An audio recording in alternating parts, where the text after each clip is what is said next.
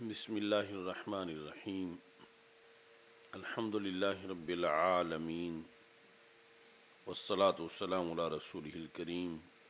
وعلی آلہ واصحابہ اجمعین۔ باب تفاضل اہل الایمان فی الاعمال۔ تفاضل، تفاعل، اہل ایمان کا اعمال میں بعض کا بعض پر فائق ہونا۔ حضرت ابو سعید خدری رضی اللہ تعالیٰ عنہ کہتے ہیں کہ نبی اکرم صلی اللہ علیہ وسلم نے ارشاد فرمایا، اہل جنت جنت میں داخل ہوں گے، اہل نار نار میں داخل ہوں گے۔ پھر اللہ تعالیٰ فرمائے گا، نکالو اس کو جس کے دل میں رائی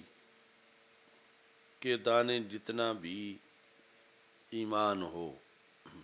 یہ خردل ہے رائی، یعنی سرسوں کا دانہ۔ فیخرجون، تو جہنم سے جہنم والے کچھ نکالے جائیں گے، حال یہ ہے کہ وہ سیاہ ہو چکے ہوں گے، پس انہیں ڈالا جائے گا نہر حیا میں یا نہر حیات میں۔ یہ راوی کو شک ہے کہ لفظ حیا تھا یا حیات تھا۔ کون سے راوی کو؟ امام مالک رحمۃ اللہ علیہ نے جو اپنے استاد حضرت عمر بن یحییٰ سے سنا، انہیں شک ہے، اس سے اوپر شک نہیں ہے۔ فَيَنْبُتُونَ، تو وہ لوگ اگ آئیں گے جس طرح کے سیلاب کی جانب میں دانہ اگتا ہے۔ ویسے تو لفظ حبہ ہے، یہاں حبہ ہے، یعنی یہ وہ دانہ ہے جو سیلاب کے اندر کہیں سے بہہ کے آیا ہے۔ اس کے ساتھ اس لیے تشبیہ دی گئی ہے کہ جب سیلاب کا پانی اترتا ہے تھوڑا سا سائیڈوں سے، تو یہ تنکوں کے اندر چھپا ہوا دانہ جو ہے یہ فوراً اگ جاتا ہے، یعنی اس کو اتنا وقت نہیں لگتا جتنا عام فصل کے لیے جب اس کو کاشت کیا جاتا ہے تو لگتا ہے۔ اب جنہوں نے یہ اترتا سیلاب تھوڑا سا بھی دیکھا ہوا ہے تو انہیں پتہ ہے۔ ضروری نہیں یہ بڑا سیلاب ہو، یہ جو ندی نالوں کا کھال میں پانی اوپر چڑھا ہوتا ہے پھر نیچے اترتا ہے تو سائیڈوں پر وہ تنکوں کے اندر سے وہ جو ہے ایک شگوفہ نکل آتا ہے دانے سے، اس کی انہوں نے بتائی۔ رسول پاک صلی اللہ علیہ وسلم نے فرمایا، الم ترى، کیا تم دیکھتے نہیں ہو، انہا تخرج، کہ اس دانے سے شگوفہ نکلتا ہے، صفراء ادراء، حال کے زرد رنگ کا ہوتا ہے، ملتوی، یا اس طرح نیچے جھکا ہوا ہوتا ہے۔ تو یہ یعنی کائنات کا جو وسیع مطالعہ ہے رسول اکرم صلی اللہ علیہ وسلم کو، اس کی بھی دلیل ہے کہ ادھر تو اسرار معرفت ہیں، اللہ تعالیٰ کے جلال اور جمال کا مشاہدہ ہے، ادھر کائنات کی بھی ہر چیز کا پتہ ہے، اور یہ دلائل توحید ہیں، یعنی رسول اکرم صلی اللہ علیہ وسلم کو جو کائنات کے ذرے ذرے کا علم ہے، یعنی اگر کوئی پوچھے کہ یہ علم نبی کے لیے ہونا کیوں ضروری ہے، یعنی نبیوں کے نبی صلی اللہ علیہ وسلم کے لیے، سرکار کے لیے، یعنی جس طرح دیوبندی وہابی بیانی ہے کہ آپ کو تو صرف نماز روزے کا پتہ ہونا چاہیے، اور آپ نے وہ نماز روزے کا پتہ آگے بتا دیا اور یہی آپ بتانے آئے تھے، تو یہ تم کائنات کے ذرے ذرے کا علم جو مانتے ہو، اس کا تو نبوت کے ساتھ کوئی تعلق ہی نہیں ہے ان کے بقول،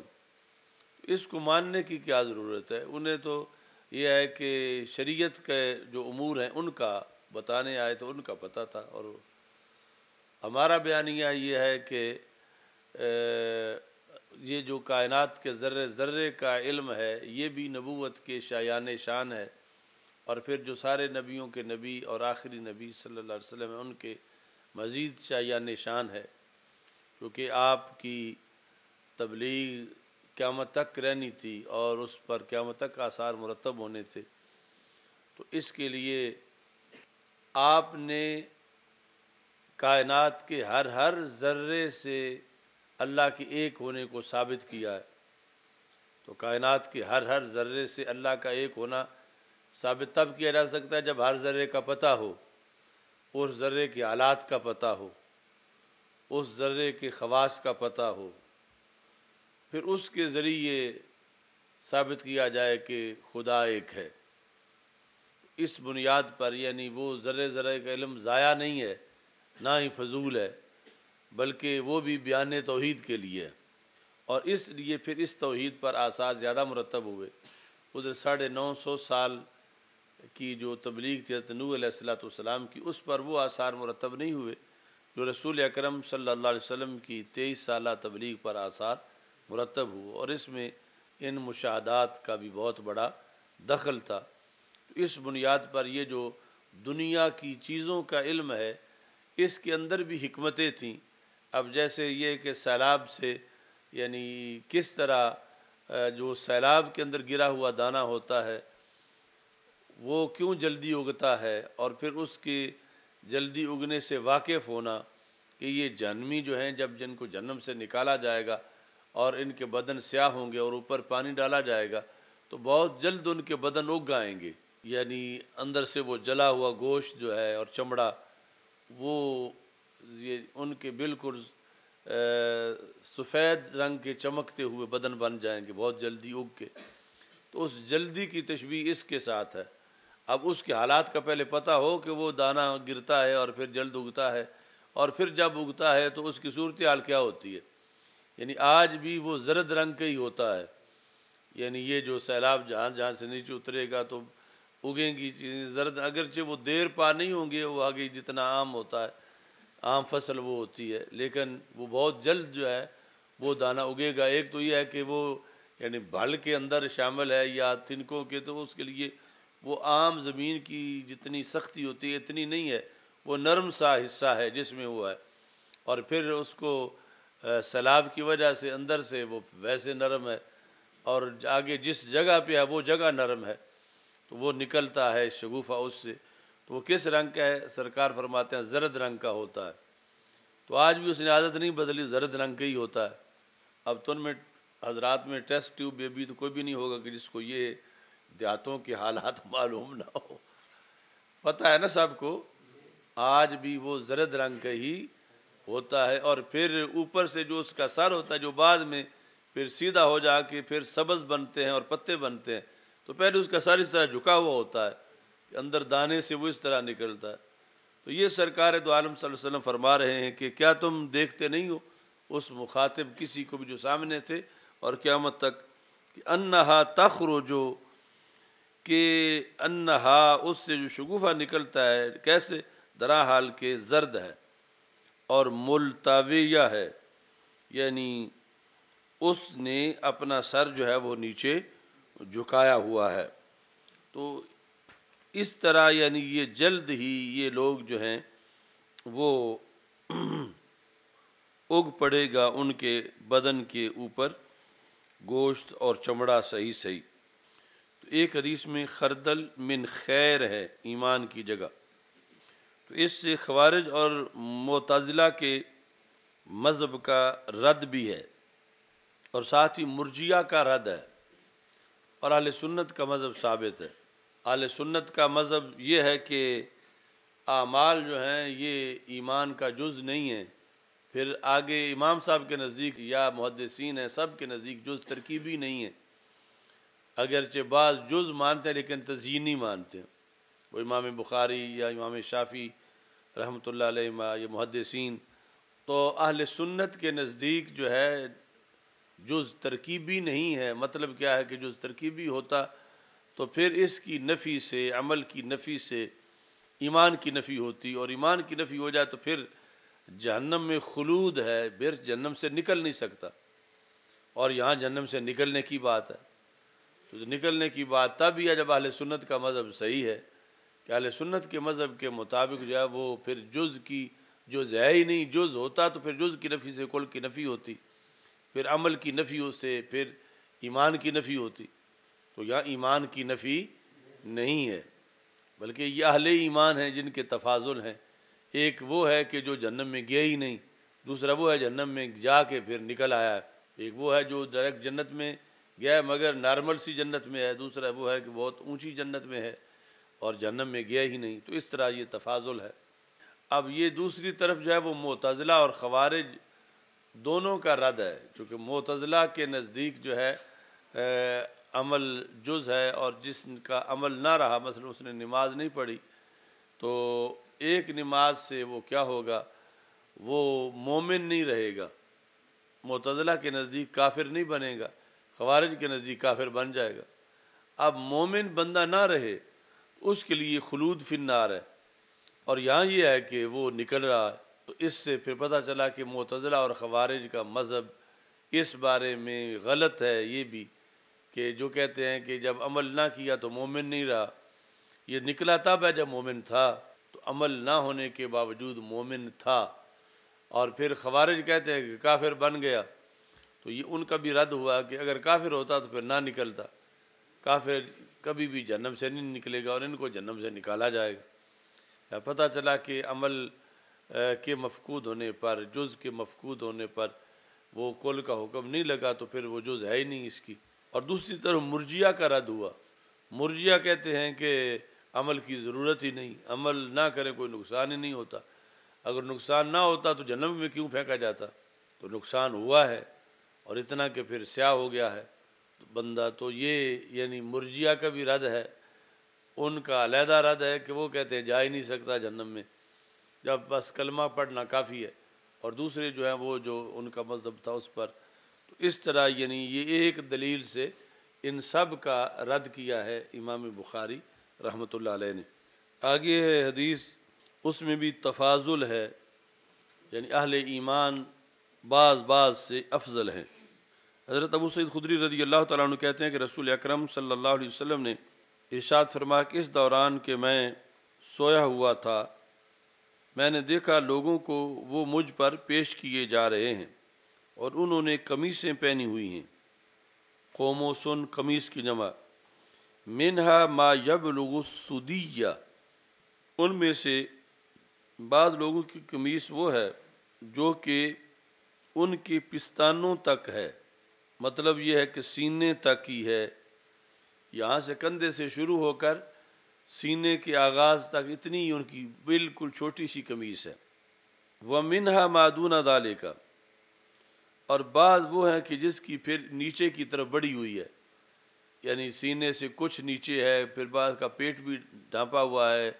پھر بعض کی ٹانگوں تک، پھر گھٹنوں تک، نیچے جو ہے وہ ٹخنوں تک، اس طرح یہ سارے تفاضل ہیں۔ اس طرح بیان کیا کہ میرے سامنے لوگوں کو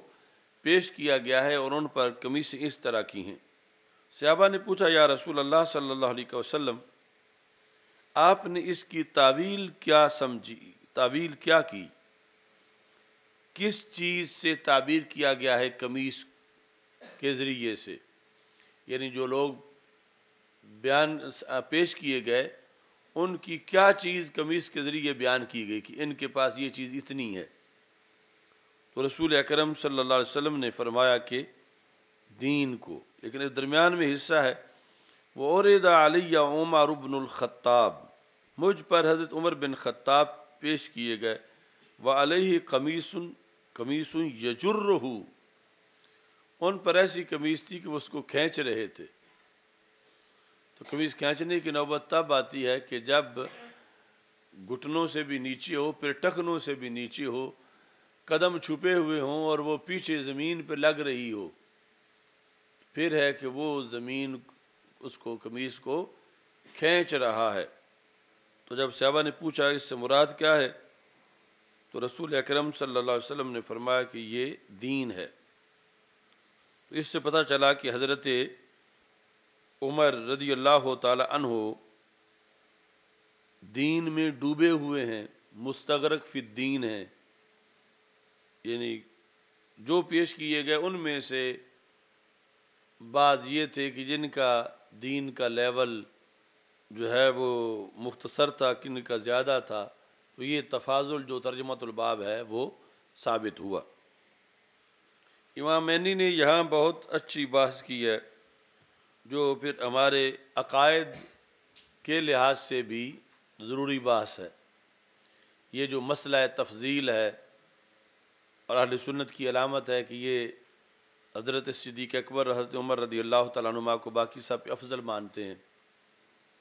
اور پھر یہ کہ حضرت صدیق اکبر رضی اللہ تعالیٰ عنہ افضل البشر بعد الانبیاء علیہ السلام ہے، یا افضل الخلق بعد الانبیاء علیہ السلام ہے۔ تو امامینی نے یہ سوال کیا کہ فَإِنْ قِيلَ يَلْزَمُ مِنَ الْحَدِيثِ أَنْ يَكُونَ عُمَرُ رضی اللہ تعالیٰ عنہ أفضل من أبي بكر رضی اللہ تعالیٰ عنہ لأن المراد بالأفضل أكثر ثوابا، کہ اس حدیث سے تو یہ پتہ چلتا ہے کہ پھر حضرت عمر رضی اللہ تعالیٰ عنہ حضرت صدیق اکبر رضی اللہ تعالیٰ عنہ سے افضل ہیں، چونکہ آپ کی صرف یہ قمیص ایسی بیان کی گئی کہ آپ اس کو کھینچ کے چل رہے تھے، اور قمیص سے مراد دین ہے، اور دین سے مراد کثرت ثواب ہے، اور کثرت ثواب پر فضیلت ہے۔ یہ اعتراض انہوں نے پیش کیا۔ قلت لا یلزم، یہ نہایت اہم جواب ہیں۔ پہلا جواب یہ ہے کہ امامینی کہتے ہیں یہ جو آپ کہتے ہو یہ لازم آتا ہے، تو یہ لازم نہیں آتا کہ حضرت عمر رضی اللہ تعالیٰ عنہ حضرت صدیق اکبر رضی اللہ تعالیٰ عنہ سے بھی افضل ہوں، کیونکہ قسمت غیر حاصر ہے، کیونکہ یہاں جو اقسام بنی ہیں ان کا ان تقسیم کا ان قسموں میں حصر نہیں ہے۔ اگر حصر ہوتا تو پھر یہ لازم آتا کہ اور کوئی قسم ہی نہیں، یہی قسمیں، اور ان میں سے یہ سرفہرست قسم وہ ہے جو حضرت عمر رضی اللہ تعالیٰ عنہ والی ہے، اور کوئی قسم نہیں۔ یہ تب ہوتا ہے جب وہاں پر اور کوئی قسم نہ بنتی ہو، تو یہاں جائز ہے کہ اور بھی کوئی قسم بنے۔ اگر یجرہ سے آگے کوئی قسم نہ ہوتی تو پھر یہ ہے کہ سب اسی میں آ گئے ہیں، تو پھر جو آئے ان میں پہلے نمبر پہ یہ ہیں، مگر یہاں ایک اور قسم بھی ہے، جائز ہے وہ، یعنی حصر نہیں ہے۔ کہ ایک یہ ہے کہ یجرہ کا مطلب یہ ہے کہ بسہولت، آسانی سے کھینچ رہے ہیں قمیص کو، لیکن کسی کی قمیص ایسی بھی ہے جو کئی کلومیٹر پیچھے لمبی ہے، تو وہ اس قمیص سے بھی لمبی قمیص ہے، کوئی ایک دو بالشتی لمبی نہیں ہے، اس سے زیادہ بھی ہو، یعنی اس قسم کی نفی تو نہیں ہے۔ تو اس واسطے یہ وہ صورتحال ہے کہ لازم نہیں آتا کہ صرف یہی صورتحال ہو، بلکہ کوئی اور قسم بھی بن سکتی ہے، تو یہ جائز ہے ایسا ہو۔ اب اس کے بعد دوسرا جواب، چلو آپ کی بات مان لیتے ہیں کہ اتنی قسمیں ہی بن سکتی ہیں۔ پہلا تو یہ ہے کہ ہم نہیں مانتے کہ اتنی قسمیں ہی ہیں، اور قسم بھی بن سکتی ہے۔ دوسرا یہ ہے کہ اگر آپ کی بات یہ مان لی جائے کہ اتنی قسمیں ہی بن سکتی ہیں، یعنی پہلے میں ہم نے ایک چوتھی قسم مانی کہ تین قسمیں تھیں، ایک وہ جو محض پستانوں تک قمیض تھی، ایک اس سے مزید آگے تھی، ایک جو ہے وہ کھینچ کے چلنے والی تھی، تو یہاں چوتھی بھی بن سکتی ہے۔ دوسرا جواب، اگر قسمیں صرف تین مانی جائیں، حضرت سیدنا عمر رضی اللہ تعالیٰ عنہ کی اس میں ہم تخصیص نہیں مانتے، قسمیں پہلے تین نہیں مانتے، چوتھی بھی ہو سکتی ہے۔ چوتھی ہو تو پھر بھی یہ ضروری نہیں کہ ان کا نمبر پہلا ہو، کیونکہ پھر تو چوتھی والے کا نمبر پہلا ہوگا۔ اور اگر یہ مانے کہ قسمیں تین ہی ہیں تو پھر ہم ان کی تخصیص نہیں مانتے۔ تخصیص ہوتی تو پھر یہ ہے کہ صرف ان کی وہ قمیض ہے جو کھینچ کے چل رہے ہیں، اور کسی کی قمیض نہیں ہے، یعنی اس سے ان کی تو ثابت ہوگی اور کسی کی نفی نہیں ہوگی، ہم اس میں خصوصیت نہیں مانتے۔ اس کے آگے اگر ہم اس میں خصوصیت بھی مان لیں، جس طرح کے معترض کا تقاضا ہے کہ قسمیں بھی صرف اتنی ہی ہیں، تین ہی، اور ان میں حضرت عمر رضی اللہ تعالیٰ عنہ کی یہ خصوصیت ہے اس خواب کے لحاظ سے، اور کوئی ایسا نہیں ہے کہ جو قمیض کھینچ کے چل رہا ہو، صرف یہی چل رہے ہیں۔ تو اب نہ کوئی چوتھی قسم ہے کہ حضرت صدیق اکبر رضی اللہ تعالیٰ عنہ پھر ان سے افضل ہوتے، اور نہ یہ ہے کہ عدم تخصیص ہے کہ ان کی بھی خصوصیت ہوتی ہے۔ اب ان کی تو ہے نہیں، صرف ان کی ہے۔ یہ اتنا مان کے پھر جواب دیتے ہیں، اور یہ جواب بہت اہم ہے، جو پہلے دونوں باتیں معترض کی مان کے پھر دیا جا رہا، وہ کیا ہے؟ اس پر آج جھگڑا ہے، یعنی یہ جو بات ہے، یہ بات ہے جو یعنی پہلے وہ فتنہ ویلیاں نے کی، اس مسئلے میں نہیں، مولا علی رضی اللہ تعالیٰ عنہ کے لحاظ سے ان پر حضرت صدیق اکبر رضی اللہ تعالیٰ عنہ کی افضلیت ہے، وہ جو اس کو نہیں مانتے یا ظنی مانتے ہیں۔ ظنی ماننا ایک قسم کا نہ ماننا ہے، کیونکہ بات تو ساری اعلیٰ افضلہم بالتحقیق جو خطبے میں پڑھا جاتا ہے، تو جب ظنی ہے تو پھر مطلب مانو پھر بھی صحیح ہے، نہ مانو پھر بھی صحیح ہے۔ تو جب نہ مانو کی گنجائش ہے تو پھر نہ ماننے والے تو ویسے ہی چاہتے ہیں کہ گنجائش ملے۔ پھر ان کا یہ کہنا کہ نہیں، افضل ہم بھی مانتے ہیں لیکن ظنی مانتے ہیں، افضلیت ہم بھی مانتے ہیں مگر ظنی مانتے ہیں، وہ ماننا نہ ماننا ہے، کیونکہ ظنی کا مطلب یہ ہے کہ جو نہ مانے وہ بھی ٹھیک ہے، تو اس میں ایک رستہ ہے، اور امت کا جو ہے اس پر اجماع ہے کہ یہ افضلیت قطعی ہے، جو حضرت صدیق اکبر رضی اللہ تعالیٰ عنہ کی باقی صحابہ پر سب پر افضلیت ہے۔ یہ افضلیت کون سی ہے؟ قطعی ہے، جس پر سب نے قطعی کا ہی ذکر کیا۔ اس واسطے یعنی قطعی ہونے کی وجہ سے امام صاحب نے، امام اعظم ابو حنیفہ رحمۃ اللہ علیہ نے اس کو سنی ہونے کی علامت ظاہر کیا، اور اس میں کہا نقر بأن افضل هذه الامت بعد نبیها ابو بکر ثم عمر ثم عثمان ثم علی رضی اللہ تعالیٰ عنہ۔ یہ ہم اقرار کرتے ہیں، یعنی باقاعدہ جس طرح حلف اٹھایا جاتا ہے کہ یہ اقرار کرے تو پھر سنی ہے، ورنہ سنی نہیں ہے۔ اب یہ لوگ ہیں ظنی مان کے بھی سنی رہنا چاہتے ہیں، اور ادھر یعنی امت میں سب نے اس پر جو اصول میں لکھا، شروع میں جو جس طرح بھی آ رہا یہ کہ یہ سب یہ عقیدہ قطعی ہے، عقیدہ ظنی نہیں ہے۔ اگر اس کو ظنی کہیں تو پھر کوئی یہ جو کہتے ہیں کہ ہم بھی مانتے ہیں افضل، ہم بھی مانتے ہیں صدیق اکبر رضی اللہ تعالیٰ عنہ کو، مگر ظنی مانتے، تو ظنی ماننا نہ ماننا ہے، اس میں کوئی وہ احسان نہیں کر رہا ہے یہ بول کے کہ ہم افضل مانتے ہیں۔ جب ساتھی کہتے ہیں ظنی مانتے ہیں تو ظنی ماننا نہ ماننا یہ برابر ہے۔ اب یہاں وہ مسئلہ نہیں ہے مولا علی رضی اللہ تعالیٰ عنہ کے لحاظ سے، لیکن حضرت عمر رضی اللہ تعالیٰ عنہ کے لحاظ سے ہے۔ تو جن کی حضرت عمر رضی اللہ تعالیٰ عنہ کے لحاظ سے اتنی قطعی ہوگی، ان کی مولا علی رضی اللہ تعالیٰ عنہ کے لحاظ سے بطریق اولا قطعی ہوگی۔ اس واسطے یہ مقام بہت اہم ہے۔ تو اب علی سبیل التسلیم یہ بھی مان لیا کہ چوتھی قسم ہی نہیں بنتی، یہ بھی مان لیا کہ یہ حضرت عمر رضی اللہ تعالیٰ عنہ کے ساتھ خاص ہے، لیکن پھر بھی افضل بالتحقیق اور قطعی طور پر وہ حضرت صدیق اکبر رضی اللہ تعالیٰ عنہ ہی ہیں۔ اس کی دلیل انہوں نے جو محدث کے نقطہ نظر سے حدیث کو سامنے رکھ کر دی، کہتے ہیں کہ سلمنا تخصیص بھی، ہم نے حضرت عمر رضی اللہ تعالیٰ کی تخصیص بھی مان لی، لیکنہ معارض، لیکنہ کا مرجع ہے یہ حدیث جو اب ہم پڑھ رہے ہیں بخاری میں، کہ یہ حدیث معارض ہے، اس کے مقابلے میں کچھ اور حدیثیں ہیں۔ اب سند بھی فائنل ہے، سند کے ذریعے دلیل کو نہیں ڈیمیج کیا جا رہا، اس کی سند صحیح ہے، اس میں جو مطلب مخالف بتاتا ہے وہ بھی ہم نے مان لیا ہے، لیکن پھر بھی افضلیت جو ہے وہ قطعی طور پر حضرت صدیق اکبر رضی اللہ تعالیٰ عنہ کی ہے۔ اس حدیث کی ہوتے ہوئے پھر وہ کیسے ثابت ہو گئی حضرت صدیق اکبر رضی اللہ تعالیٰ عنہ کی افضلیت؟ تو کہتے ہیں کہ یہ حدیث جو ہے یہ معارض ہے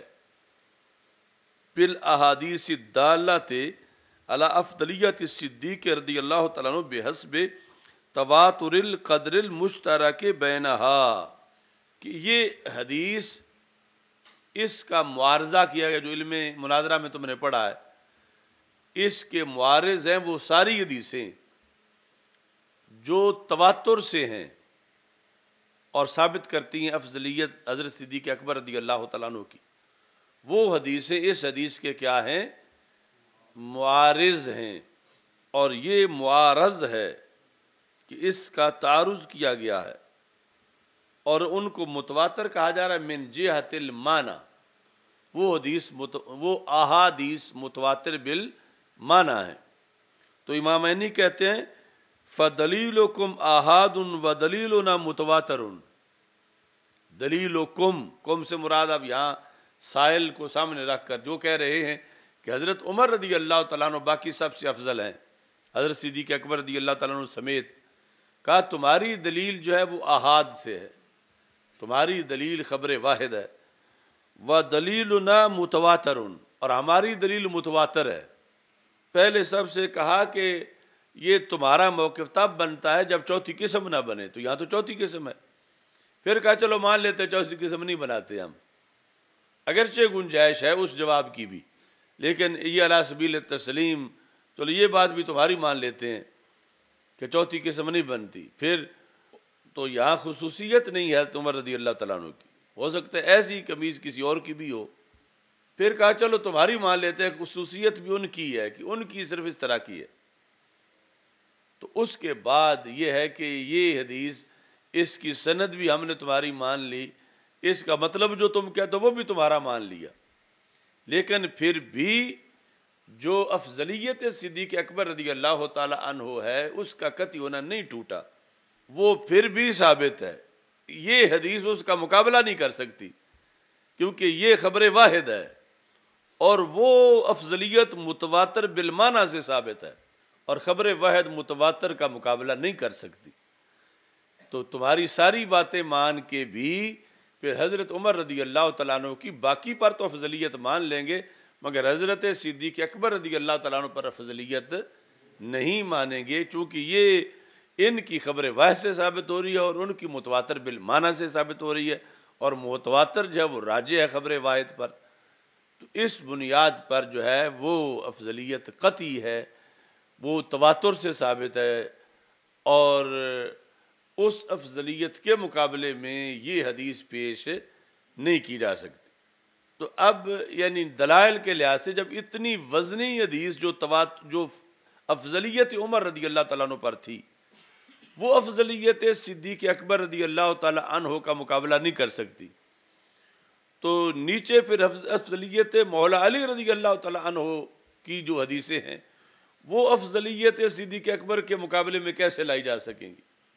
یعنی ان سے یہ تواتر کیسے ٹوٹے گا، جبکہ حضرت عمر رضی اللہ تعالیٰ عنہ والی افضلیت جو نیچے پر اتنے دبدبے پر تھی، لیکن آگے آ کر وہ اس تواتر کو نہیں توڑ سکی، اور تواتر پھر بھی یہی رہا، اور یہ بھی اس میں یہ بات سامنے آئی کہ یہ جو مسئلہ تفضیل ہے اس میں جن پر تفضیل ہے ان کے لحاظ سے کسی طرح کا کوئی بغض شامل نہیں ہے۔ اب وہ روافض حضرت عمر کے بارے میں تو ہمیں نہیں کہہ سکتے کہ تمہیں جو ہے چونکہ عمر سے بغض ہے اس واسطے تم ابوبکر صدیق رضی اللہ تعالیٰ عنہ کی افضلیت جو وہ ثابت کر رہے ہو یا بنا رہے ہو، تو یہ ایک نفس الامر میں ایک چیز ہے، اس کو ہمارے محدثین نے یہاں سے ہی اپلائی کیا کہ دیکھو یہاں دیکھ لو، اور اس صورتحال میں یہ لفظ امامینی کے آپ فرماتے ہیں کہ فَدَلِيلُكُمْ آحَادٌ، کم سے مراد ہے جو اس وقت قائل معترض بنا ہوا ہے حضرت عمر رضی اللہ تعالیٰ عنہ کی افضلیت ثابت کرنے کے لیے، کہ حضرت عمر رضی اللہ تعالیٰ عنہ کی افضلیت کی دلیلیں آحاد ہیں، وَدَلِيلُنَا مُتَوَاتِرٌ سَلَّمْنَا التَّسَاوِي بَيْنَ الدَّلِيلَيْن۔ یہ چوتھا جواب ہے کہ اگر تم یہاں شور مچاؤ، نہیں دلیلیں ایک طرح کی ہیں، دلیلیں بھی برابر ہیں، یعنی یہ خبر واحد اور تواتر والا بھی فرق نہیں، دونوں ہی خبر واحد ہیں مثال کے طور پر، یا دونوں ہی متواتر ہیں، یہاں جا کر بھی پھر آگے امامینی نے کہا بات وہی ہے جو ہم کہتے ہیں کہ افضلیت حضرت صدیق رضی اللہ تعالیٰ عنہ کی قطعی ہے، یعنی اتنی چھوٹ دی نہ اثر پر ضد کی چلو ٹھیک ہے تم کو یہی قسمیں بنتی ہیں، پھر تخصیص پر بھی ضد نہیں کی چلو حضرت صدیق حضرت عمر رضی اللہ تعالیٰ عنہ کی خصوصیت ہے، پھر دلیل پر بھی جب کہ یہ بات واضح تھی کہ ہماری متواتر تھی، تمہاری خبر روایت تھی، ہم نے تمہارا کہنا مان لے چلو برابر ہیں، دلیلیں بھی برابر ہیں، لیکن پھر بھی افضلیت حضرت صدیق اکبر رضی اللہ تعالیٰ عنہ کی قطعی ہے۔ کیسے؟ چوتھے نمبر پر کہتے ہیں کہ اس طرح سلمنا التساوی بین الدلیلین، ہم نے دونوں دلیلوں کی تساوی مان لی تمہارے کہنے پر، حقیقت میں نہیں، مان لی علی سبیل التسلیم، لیکن الاجماع منعقد علی افضلیتہ وہو دلیل قطعی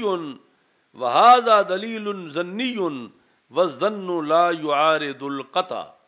تینوں باتیں تمہاری مان کے بھی افضلیت صدیق اکبر قطعی ہے، یہ نہیں ٹوٹی، چلو دلیلیں بھی برابر ہوئی لیکن ان کی افضلیت پر تو کوئی اجماع نہیں ہے، حضرت عمر رضی اللہ تعالیٰ عنہ کی افضلیت پر، اور حضرت صدیق اکبر رضی اللہ تعالیٰ عنہ کی افضلیت پر اجماع ہے، اور جب ان کی افضلیت پر اجماع ہے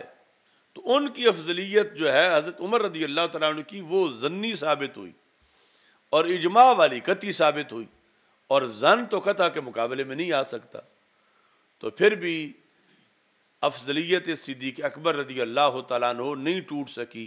چونکہ افضلیت صدیق اکبر رضی اللہ تعالیٰ عنہ اجماع سے ثابت ہے، یہ اجماع سے ثابت ہے، یعنی اس اجماع کی بنیاد پر ہی بیعت کی گئی، افضلیت صدیق اکبر رضی اللہ تعالیٰ عنہ کے اجماع کی وجہ سے ان کے ہاتھ پر بیعت کی گئی، یا افضلیت صدیق اکبر پر اجماع تھا اس جہت میں بھی جو سارے پیچھے کھڑے تھے جب سرکار دو عالم صلی اللہ علیہ وسلم نے مصلی ان کو دیا تھا تو کسی نے بھی اختلاف نہیں کیا تھا کہ میں پیچھے نہیں پڑوں گا یا کسی اور کو کھڑا کرو جن سے بھی افضل ہے۔ تو افضلیت صدیق اکبر رضی اللہ تعالیٰ عنہ پر وہ اجماع بھی ہے، پھر سقیفہ بنی ساعدہ والا بھی ہے، اور یہ اجماع کہاں پلس ہے اس دلیل کے ساتھ جو حضرت عمر رضی اللہ تعالیٰ عنہ والی ہے۔ حضرت عمر تو سارا وزن اپنا خود اس پلڑے میں ڈال کے کھڑے، تو یہ لفظ انہوں نے استعمال کیے جو قابل غور ہیں، کہ جس میں یہ کہا کہ لیکن الاجماع منعقد علی افضلیاتی، تینوں باتیں پہلی اب چھوڑ دو، اب چوتھی پہ آ جاؤ، دلیلیں بھی برابر ہیں لیکن ادھر اجماع منعقد نہیں ہے، اور حضرت صدیق اکبر رضی اللہ تعالیٰ عنہ کی افضلیت پہ اجماع منعقد ہے، وَهُوَ دَلِيلٌ قَطِيٌّ،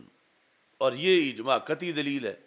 وَهَذَا دَلِيلٌ ظَنِّيٌّ، اور اس حدیث میں جو خواب والا ابھی گزر رہا ہے افضلیت عمر رضی اللہ تعالیٰ عنہ پر، یہ تمہارے کہنے پر ہم نے ساری باتیں مان لیں تینوں مقامات پر، لیکن پھر بھی یہ نتیجے میں دلیل ظنی بنی ہے، دلیل قطعی نہیں بنی، کیونکہ اس کے ساتھ اجماع نہیں ہے۔ ھذا دلیل ظنی، آگے قانون کیا ہے؟ والظن لا یعارض القطع، اور ظن جو ہے وہ قطع کا معارض نہیں ہو سکتا، تو ظنی دلیل قطعی دلیل کے مقابلے میں نہیں ہو سکتی۔ تو یہ یعنی عبد القادر شاہ نے وہ جو زبدۃ التحقیق کتاب لکھ کے اس قطع کا مقابلہ کرنا چاہا ہے آج آ کے، یعنی جو اتنی صدیوں میں افضلیت قطعی رہی ہے، یہ محمود شاہ ویلیاں سے چلنے والا فتنہ، اور بعد میں یہ اس کا خلیفہ ہے عبد القادر شاہ، کہ جس نے کہا کہ پھر عام لوگوں کو ورگلانے کے لیے کہہ دیتے افضلیت ہم بھی مانتے ہیں لیکن مانتے ظنی ہیں، یہ خود ہی کہتے ہیں مانتے ظنی ہیں، تو ظنی ماننا نہ ماننا ہے، یہاں قطعی منوائی گئی ہے، اور قطعی حضرت عمر کی افضلیت پہ منوائی گئی ہے، پھر نیچے تو بطریق اولا قطعی ہے۔ تو اب یہ یعنی پوری ایک علمی بحث ہے جس میں مخالف کو ساری چھوٹ دی گئی ہے، چلو یہ بھی تیری مان لیتے ہیں، یہ بھی تیری مان لیتے ہیں، یہ تیسری بھی تیری بات ہی مان لیتے ہیں، لیکن موقف پھر بھی ہمارا برحق ہے، اور وہ موقف کیا ہے برحق؟ کہ افضلیت قطعی ہے، ظنی والا موقف نہیں ہے ہمارا موقف افضلیت قطعی ہے، اس قطعی کے لحاظ سے اس کے مقابلے میں حضرت عمر رضی اللہ تعالیٰ عنہ والی افضلیت کو ظنی کہا انہوں نے، امامینی نے، کہ وہ ظنی ہے، اور یہ قطعی ہے، اور ظنی جو ہے وہ قطعی کا معارض نہیں ہو سکتا۔ تو پھر اس حدیث سے جو افضلیت ثابت ہو رہی ہے حضرت عمر رضی اللہ تعالیٰ عنہ کی، اس سے حضرت صدیق اکبر کی جو انٹرنیشنل قطعیت ثابت ہوئی ہے اس کو کوئی فرق نہیں پڑے گا۔ تو یہ مقام بڑا اہم ہے۔ اس پر ہم نے وہ جو مولانا فضل سبحان صاحب کا رد کیا، جو انہوں نے عبد القادر شاہ کی کتاب پہ تقریر لکھ کر اس کے ضمنی ہونے کو مان لیا۔ ایک مدرس بندہ، ایک بخاری پڑھانے والا بندہ، وہ کیسے پھسل گیا؟ وہ جو مردان والے ہیں، اب صرف یہ مقام ہی سامنے رکھیں کہ قطعی منوانا یا اہل سنت کا عقیدہ قطعی ماننا ہے، یہ تو ساتھ دلیل ہے نا قطعی ہونے کی۔ دونوں چیزیں ہیں کہ عقیدہ قطعی ماننا ہے، ظنی ماننا عقیدہ نہیں ہے۔ اب یہ اعلیٰ حضرت سے پہلے کے ہیں جنہوں نے قطعی لکھا ہوا ہے، اور مجدد صاحب نے قطعی لکھا ہے، اس سے سب پہلوں نے قطعی لکھا ہوا ہے۔ آج اس کی وہ ظنی والی جو کتاب ہے اس پر تقریریں لکھ کر ان کی اس ظنی والے عقیدے کی تصدیق کرنا، یہ سارے امت کے اجماعی عقیدے کا رد ہے۔ کیونکہ خطبوں میں لازم سمجھا گیا والا افضلہم بالتحقیق، یہ نہیں کہا لا افضلہم بالظن، خطبے میں تو تحقیق افضل ہے۔ اور پھر اتنے بڑے بڑے جو ہیں وہ ظنی ماننا شروع ہو جائیں یا ظنی پر دلیلیں دینے لگیں یا تقریریں لکھنے لگیں، تو پھر چون کفر از کعبہ برآید کجا ماند مسلمانی، تو پھر نچلے تو وہ ضرور پھسلیں گے۔ تو اب یہ انہوں نے یعنی یہ جو 5-10 لائنیں ہیں اس میں کوئی کمی نہیں چھوڑی، اور سارا ڈھیل دے کے بھی آخر آ کے پھر جو ہے وہ کڑاکا نکال دیا ایک بار ہی کہ وہ دلیل جو ہے وہ ظنی ہے اور یہ افضلیت قطعی ہے، اس کی دلیل قطعی ہے، اور ظنی جو ہے وہ قطعی کا مقابلہ۔ یعنی پہلے سارے تو یہاں آ کے بات ختم کرتے رہو، آج والوں کو پھر ہے کہ یہ بھی ظنی ہے۔ اگر افضلیت صدیق اکبر رضی اللہ تعالیٰ عنہ ظنی ہے تو پھر تو ان پر حضرت عمر رضی اللہ تعالیٰ عنہ کی بھی یہاں ثابت ہو گئی افضلیت، یا برابر ہو گیا کہ وہ بھی ظنی ہے یہ بھی ظنی ہے۔ تو یہ ظنی نہیں ہے، کیونکہ اس کے ساتھ اجماع شامل ہے، اور اس کی بنیاد پر یہ افضلیت جو ہے حضرت صدیق اکبر رضی اللہ تعالیٰ عنہ کی افضلیت کیا ہے؟ قطعی ہے۔ اور یہ قطعی آ رہی ہے اس وقت سے جب عقائد لکھے گئے امت کے لیے۔ ایک ہے صحابہ کا اپنا ایریا، وہ علیحدہ ہے۔ امت کے لیے جب عقائد تابعین کے زمانے میں لکھے گئے تو اس وقت سے، چونکہ جس طرح دوسرا مسئلہ آپ نے مشاجرات والا پڑھ لیا کہ صحابہ کا باہمی آپس میں اور معاملہ ہے، ہمارا ان کے بارے میں کچھ کہنا یہ اور معاملہ ہے۔ اس وقت لکھا تابعین کے عظیم رہنما امام اعظم ابو حنیفہ رحمۃ اللہ علیہ نے، نقر بأن افضل هذه الامہ بعد نبی ابو بکر رضی اللہ تعالیٰ عنہ۔ تو یہ پھر سارا رائج ہوا۔ اب یہاں اگر کوئی کسی کا قول شاذ نادر مقابلے میں آیا ہے تو اس کو اب پیش نظر نہیں رکھا جائے گا، کیونکہ تابعین جب اوپر ان سے پہلے والا فیصلہ ہو چکا ہے تو بعد والا اگر کوئی کسی منطقی نقطہ نظر پر آ کر کہیں جو اس کا قول اس کے معارض بھی ہو تو اس کی کوئی حیثیت نہیں ہوگی۔ جب امام اعظم ابو حنیفہ پہلے اپنی کتاب وصایا میں، کتاب الوصیہ کے اندر اس بات کی وضاحت کر چکے ہیں، تو اب کوئی 5ویں صدی کا امام یا 6 کا یا 7ویں کا کوئی ایک آدھ قول کسی کا ایسا ہو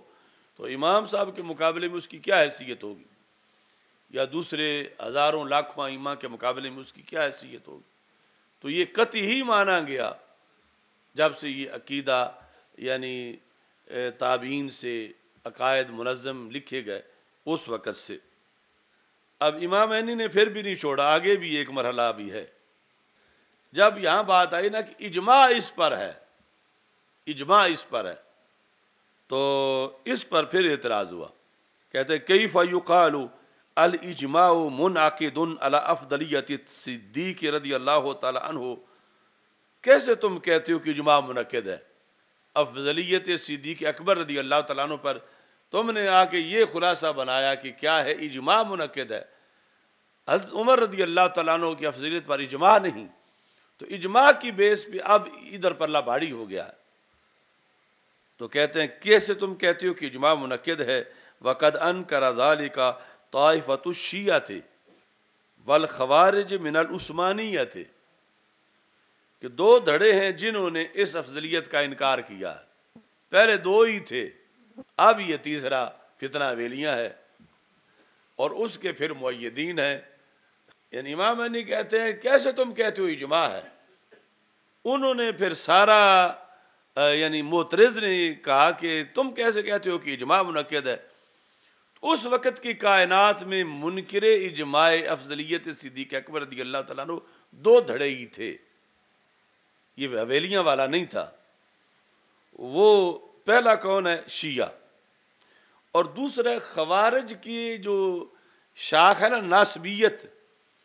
اس میں پھر ناسبی جو ان کی دو قسمیں ہیں، ناسبیت العراق اور ہیں، ناسبیت الشام اور ہیں۔ تو جو ناسبی عثمانی جن کو کہا جاتا ہے وہ بھی حضرت صدیق اکبر رضی اللہ تعالیٰ عنہ کی افضلیت کے منکر ہیں۔ تو اس واسطے یہ دو دھڑے جن کو یہاں انہوں نے شیعہ کہا اور دوسرا خوارج عثمانیہ کہا، تو معترض کہتا ہے وہ تو مانتے نہیں، تم کہتے ہو اجماع ہے، ان کے نہ مانتے ہوئے اجماع کیسے ہے؟ اجماع تو تب بنے گا اجماع امت جب وہ بھی مانے، وہ جب نہیں مانتے تو تم کیسے اس کو اجماع بنا بیٹھے ہو؟ جواب لأننا نقول لا اعتبار بمخالفت اہل الضلال، یعنی بندے دے پترا دے اجماع دی گالے نہ دی گالی نہیں، یعنی وہ اجماع جو اہل ہدایت کا اجماع ہے، اہل دلال کی تو کوئی بات ہی ہم کہہ ہی نہیں رہے کہ ان کا اجماع ہے۔ اجماع ہوتا ہے حق پرستوں کا،